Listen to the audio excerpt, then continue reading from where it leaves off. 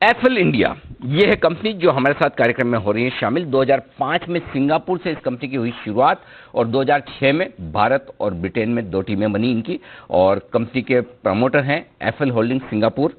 Microsoft, D2C, BCCL ये company के promoters में शामिल हैं। मोबाइल एडवर्टाइजिंग में एफएल ग्लोबल टेक्नोलॉजी वाली एक कंपनी है, कंज्यूमर सेगमेंट और एग्जीक्यूशन ट्रांजैक्शन में ये मदद करती है, और कंपनी 2019 अगस्त 2019 में लिस्ट हुई है। जाहिर सी बात है सिंगापुर की कंपनी, और आज कंपनी के CMD और CEO अनुज खन्ना सोहम साहब हमारे साथ कार्यक्रम में शामिल हो रहे हैं। सिंगापुर से ही वो हमारे साथ जुड़ रहे हैं। खन्ना साहब का थोड़ा परिचय मैं आपको दे दूं। 2005 से एफएल इंडिया के फाउंडर, चेयरमैन और CEO हैं। हार्वर्ड बिजनेस स्कूल और स्टैनफोर्ड से पढ़ाई कर चुके हैं और सीरियल एंटरप्रेन्योर है। 20 साल से ज़्यादा का गहरा अनुभव रखते हैं। सबसे बड़ी बात है कि टेक्नोलॉजी डेटा प्लेटफॉर्म में माहिर है। 3 इनोवेटिव टेक कंपनियां आप बना चुके हैं। और एक और इंटरेस्टिंग चीज़ बताऊं, रूरल एंटरप्रेन्योर डेवलपमेंट और कमर्शियल्स में खन्ना साहब की बड़ी रुचि है। बहुत बहुत धन्यवाद सर हमारे लिए वक्त निकालने के लिए। लेकिन मैं ना सोचा था किसी दिन जब आपसे मुलाकात होगी तो मेरा पहला सवाल जो मैं पूछा था, आपकी कंपनी का नाम कैसे पुकारें, एफले है या एफल? पहले तो मैं एफल ही बोलता था, फिर जब से मुझे पता चला कि एक किचनवेयर बनाने वाली जर्मन कंपनी हैफले है, उनकी स्पेलिंग H एक्स्ट्रा लगा है, तो कहीं आप एफले तो नहीं है? देखिए, मैं आपको ये पहले तो थैंक यू बोलूंगा, इतना अच्छा आपने इंट्रोडक्शन दिया, सुन के मुझे भी आज करके आए हैं, बड़ी तारीफ कर दी आपने, तो उसके लिए। और जी, मैं जब सिंगापुर आया था, ये 1995 की बात है, मैं 16 साल का बच्चा था। पेरेंट्स ने हिम्मत करके डिसीजन लिया कि सिंगापुर पढ़ाई के लिए भेज दें स्कॉलरशिप पे। और मैं जिस स्कूल में आया था उस स्कूल का नाम था रैफल्स जूनियर कॉलेज। ओके। और ये सिंगापुर का नंबर 1 स्कूल माना जाता है। और अगर आप सिंगापुर एयरलाइंस में कभी ट्रैवल करें तो उनकी जो बेस्ट क्लास होती है उसको रैफल्स, तो अगर उसमें R हटा दें तो आपको एप्पल जो है उसमें आ जाएगा। और तो क्योंकि मेरा नाम भी A से शुरू होता है और कंपनी का नाम अगर A से शुरू किया जाए तो ऐसा मानते हैं कि भाई सारी जगह पे हमेशा ऊपर नाम आता है, तो इसलिए 5 अल्फाबेट्स का नाम चुना एप्पल। इसको एप्पल ही बोला जाएगा। और इसका पर्पस ये था 2005 में जब हमने कंपनी शुरू करी सिंगापुर में कि अफोर्डेबल मोबाइल, एक आम आदमी के लिए मोबाइल फ़ोन की जो यूजेज है, उस समय डेटा प्राइसेस महंगे थे, मोबाइल फ़ोन महंगा था, तो इसको how to make it cheaper. तो भाई अगर एडवर्टाइजिंग या हम कोई एडवर्टाइजिंग बिजनेसेस से उसमें सब्सिडाइज कर सकें कि भाई ऐप्स फ्री हो जाएं या कंटेंट फ्री हो जाए, तो वो सब बिजनेस मॉडल को सपोर्ट करने के लिए ही एप्पल का हमने फाउंडेशन रखी थी 2005 में।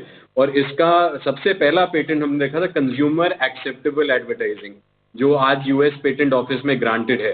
तो ये एक इंसिडेंटली मेरी जर्नी और एप्पल की काफ़ी सिमिलर है। जैसे मेरा लाइफ का टेक ऑफ हुआ 16 की उम्र में लखनऊ से सिंगापुर, उसी तरह से एप्पल का टेक ऑफ अभी एप्पल 16 साल की हो गई है। 2005 के 16 साल की एप्पल हो गई है। मैं इसको एक 16 साल का टीनेजर मानता हूँ। हमारी कंपनी अभी टेक ऑफ हो रही है और इसकी कहानी अब यहाँ से शुरू हो रही है और there is a long way to go. बड़ा लंबी ग्रोथ आगे है। बिल्कुल बिल्कुल अनुज जी, बड़ी छोटी सी बात आपने की, लेकिन बड़ी इंटरेस्टिंग है कि ए से नाम रखा है, आपका नाम एस है, कंपनी का नाम एफएल एस है। ए में होता है कि कहीं भी आप लाइन में लगने का मौका हो ना, ABCD अल्फाबेट से चलता है, ए पहले आता है। और सेम मेरा भी ए से था, ए से है नाम, तो मेरा भी पहले नंबर लगता था। मेरा दोस्त था, उसका नाम भी अनिल, और वो हमेशा दुखी रहता है, हर जगह पहले पहुंचना पड़ता है। मैं भी खुश हुआ पहले नंबर आ रहा। तो ये आपकी थॉट प्रोसेस है कि आप पहले या तो आप टाइम से पहले पहुंचे क्योंकि आप ए अल्फाबेट पे हैं, टाइम से पहले आपका नंबर आएगा, या ये सोचे कि Z पे होगा तो सबसे लास्ट में आएगा। वो सोच वाली बात है जो आपने अपनी रखी और कंपनी को आगे बढ़ाया। और उम्मीद करता हूं कि 16 साल के बाद जो ग्रोथ आपने की एफएल इंडिया भी करेगी, क्योंकि हमने जब आपका IPO आया था बड़ा स्ट्रांगली रिकमेंड किया था, क्योंकि जो बिजनेस मॉडल है वो बड़ा यूनिक और बड़ा इंटरेस्टिंग है। तो आपके नतीजों पर आता हूं सर। पिछले क्वार्टर के जो नतीजे रहे बड़े दमदार थे, आय के मामले में, प्रॉफिट के मामले में, लेकिन मार्जिन थोड़े से कम हुए, 3% घटकर आए। इसकी वजह भी बताएं, और क्या मार्जिन फिर से सुधरेंगे, कैसे रहेंगे आगे चलते हुए, आउटलुक क्या है? देखिए, मार्जिन को जब एनालाइज किया जाए तो एक ब्रॉड बेसिस पे देखा है। और अगर हम सबसे इम्पोर्टेंट मार्जिन एनालिसिस ये रहेगा कि Q2 में क्या मार्जिन थे और Q3 में क्या मार्जिन थे। अगर आप सिक्वेंशियली देखेंगे तो हमारा मार्जिन इम्प्रूवमेंट हुआ है। और ये जो मार्जिन का व्यू है वो इसलिए भी है कि जब हम कोई कंपनी एक्वायर करते हैं, जैसे कोई हमने कंपनी खरीदी, अब ज़रूरी नहीं है कि वो कंपनी जब हम खरीदते हैं और उसको अपने साथ शामिल करते हैं तो वो हमारी ही लेवल ऑफ एफिशिएंसी पे चल रही हो, ये ज़रूरी नहीं है।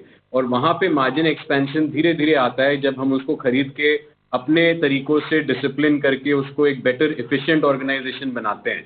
आपको एक सीधी सी बात बताता हूँ, जितने भी एंटरप्रेन्योर्स मेरी जनरेशन के हैं, ज़्यादातर लोग वैल्यूएशन के पीछे भागते हैं, फंड रेजिंग के पीछे भागते हैं, और प्रॉफिटेबिलिटी के पीछे भागना एक डीएनए में नहीं है इस जनरेशन ऑफ एंटरप्रेन्योर की, और ये चेंज अब आ रहा है। जबकि मैंने जब से कंपनी शुरू करी थी, अपनी पहली बिजनेस जब शुरू करा था, तब डॉट कॉम बबल बस का टाइम था, 98, 99, 2000 पीरियड की मैं बात कर रहा हूँ। उस टाइम पे भी फंडिंग नहीं मिल रही थी। तो जब मैंने बिजनेस करना सीखा है एज अ टीनेजर, वो तब से मैंने यही सीखा है कि आपको कैपिटल एफिशिएंट होना होगा, कैश फ्लो पॉजिटिव, प्रॉफिटेबल होना होगा। और यही चीज़ आप एप्पल की जर्नी में देखेंगे कि हमने अभी तक बहुत ही कैपिटल एफिशिएंट और कंजर्वेटिव कैपिटल एलोकेशन लगा के डिफरेंशिएटेड बिजनेस मॉडल और उसके मेरिट पे अपनी growth internally accrued cash flows के आधार पे करी है। जितने भी हमने एक्विजिशन अभी करे भी हैं रिसेंटली, अगर आप देखें उनकी मोर और लेस फंडिंग हमने इंटरनली अक्रूड कैश फ्लो से ही करी है।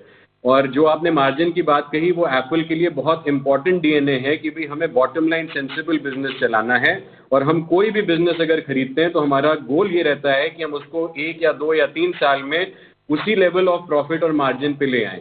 अगर हमारा बिजनेस अभी 25% एबिटा पे है और 20% पैट के रेंज में चल रहा है, तो जो भी हम बिजनेस खरीदते हैं अगर हम उसको उसी लेवल पे ले आएंगे तो मार्जिन एक्सपेंशन अपने आप ही हो जाएगा। जी सर, कल या परसों की बात है, परसों हमने देखा था कि आपके कंपनी में आपने स्टेक करीबन 1.2% स्टेक बेची है, और थोड़ी सी स्टेक आपकी इस क्वार्टर में घट कर आई है, लगभग 4.5% के आसपास। क्या वजह है आप स्टेक डाइल्यूट कर रहे हैं, और आपका क्या प्लान है इसको लेकर सर?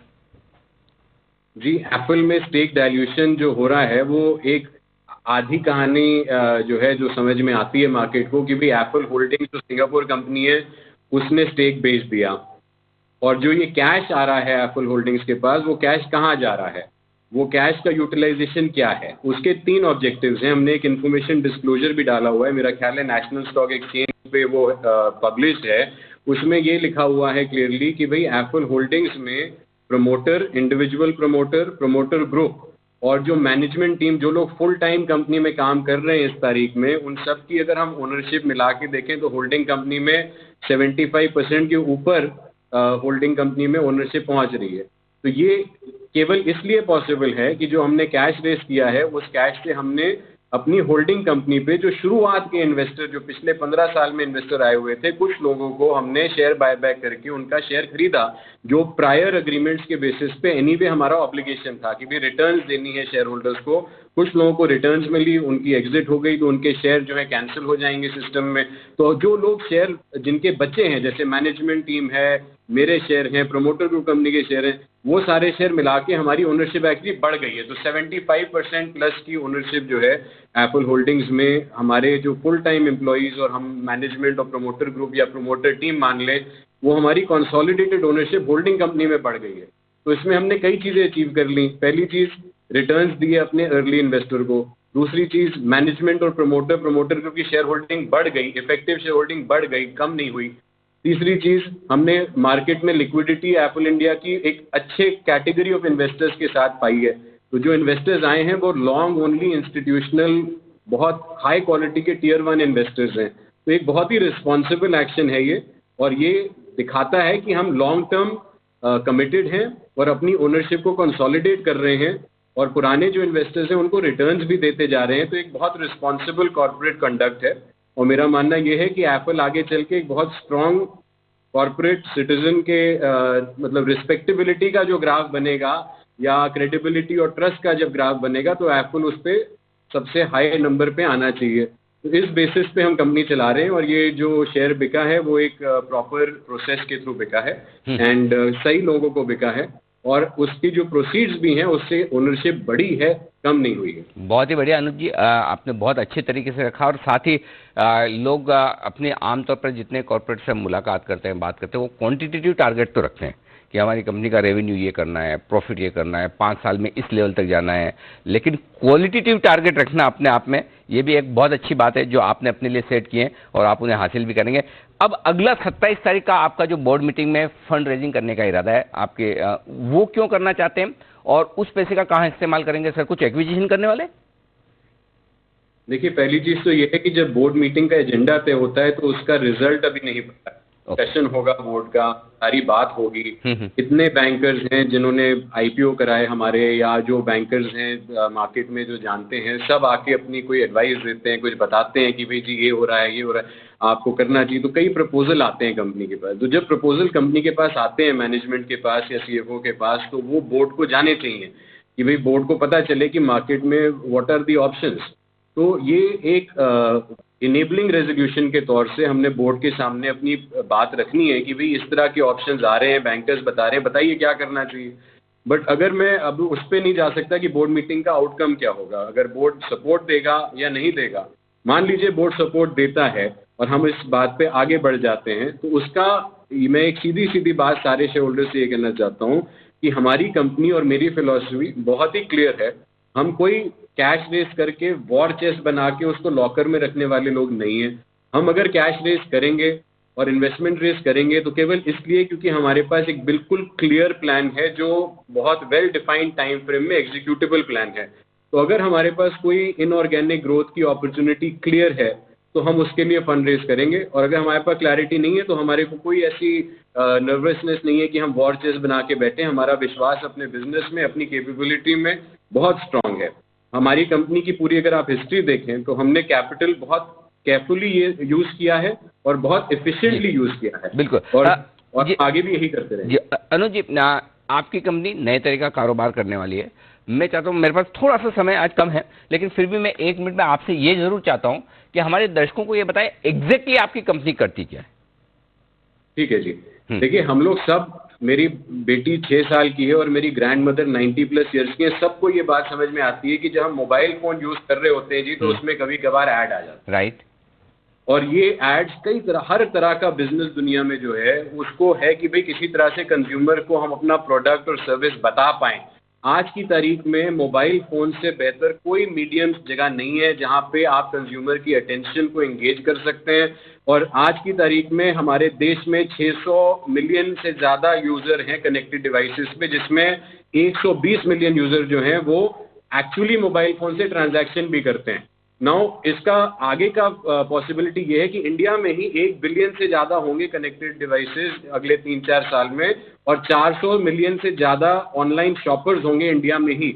और ये इसको सपोर्ट देने के लिए हमारी कंपनी का एक कंज्यूमर प्लेटफॉर्म बिजनेस है, जिसको हम हेल्प करते हैं कि भाई बिजनेसेस अपना एडवर्टाइजिंग बजट जो है इंक्रीजिंगली मोबाइल फोन और कनेक्टेड डिवाइसेस पे लगाएं, और हमारी कंपनी उनको तभी पैसा चार्ज करेगी जब हम उनको एक data driven ROI linked outcome देंगे कंज्यूमर के साथ। तो ये एक बड़ा स्ट्रॉन्ग यूज केस है, बड़ा डिफरेंशिएटेड बिजनेस मॉडल है, और जिसकी आगे की ग्रोथ ट्रैजेक्टरी इंडिया में और सारे वर्ल्ड की इमर्जिंग मार्केट बहुत स्ट्रांग है। और मैं ये भी बोलना चाहूँगा कि हमारी कंपनी एक ऐसी अकेली कंपनी है इस दुनिया में जो इमर्जिंग मार्केट्स पे पूरी तरह से फोकस्ड है, और पब्लिक लिस्टेड कंपनीज में emerging market focus data driven marketing मेरे जानने में कोई और कंपनी नहीं है। तो अगर इन्वेस्टर्स को लगता है कि डिजिटल में ग्रोथ है और कंज्यूमर्स मोबाइल पे रहेंगे और आगे ट्रांजैक्शन बढ़ेगा और इमर्जिंग मार्केट्स में ग्रोथ आएगी, तो और कोई ऑप्शन ही नहीं है कि भाई एप्पल में इन्वेस्टमेंट लगाए। तो ये एक क्लियर अपॉर्चुनिटी है, और मेरे ख्याल से एक बहुत ही यूनिक अपॉर्चुनिटी है जो किसी और कंपनी का फोकस है नहीं इस तरह से इमर्जिंग मार्केट्स पे जितना हमारा है। अब समझ में आया सर, ये जो हम हमारे मनपसंद वीडियो देखना चाहते हैं सोशल मीडिया पर, उससे पहले जो लंबे लंबे ऐड में हमें इंतजार करना पड़ता है, उसके लिए जिम्मेदार आप और आपकी कंपनी है, और नहीं बढ़ते भी जा रहे हैं। लेकिन अच्छी बात है, जितने ज़्यादा ऐड है उतना ज़्यादा शायद आपके लिए रेवेन्यू और फायदे की बात है। ऐड आने से आपको वो फ्री मिल रही है चीज। अगर पैसा देना पड़ जाए उसके लिए, तो मेरा मानना है आज की तारीख में अगर मैं अपनी वाइफ को ऑप्शन दूं कि भाई आपके पास ये ऐप है, ये फ्री है, और ये वाली ऐप है इसमें पैसा देना पड़ेगा, वो फ्री वाली में ऐड करें। एब्सोल्युटली, बिल्कुल ठीक बात है। हमारी मेंटालिटी तो यही, और सारी इमर्जिंग मार्केट्स में कंज्यूमर्स की यही मेंटालिटी। Absolutely absolutely.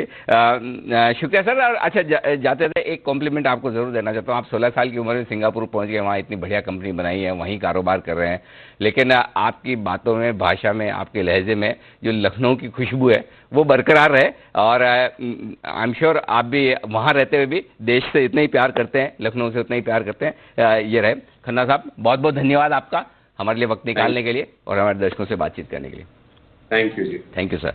तो ये थे एफएल इंडिया, बेहतरीन दमदार कंपनी, लिस्टिंग के बाद से लगातार शानदार प्रदर्शन करते हुए। आइए, बाजारों का प्रदर्शन आज थोड़ा सा ढीला है, 300 अंक नीचे निफ्टी है और 1200 अंक नीचे अब बैंक निफ्टी, 1000 अंकों से ज्यादा का नुकसान। सेंसेक्स में तो शुरुआती जो रिकवरी आई थी वो गायब होती हुई दिन के निचले स्तरों की तरफ फिर से पहुंचते हुए बाजार। विदा लेने का वक्त है। कुणाल जी, राकेश जी, वागले साहब, सुमित जी, आप सब लोगों का शुक्रिया। सचिन जी, आपका भी बहुत बहुत धन्यवाद वक्त निकालने के लिए। और आप सबसे निवेदन है, शो का समापन देश के प्रति सम्मान के साथ करेंगे।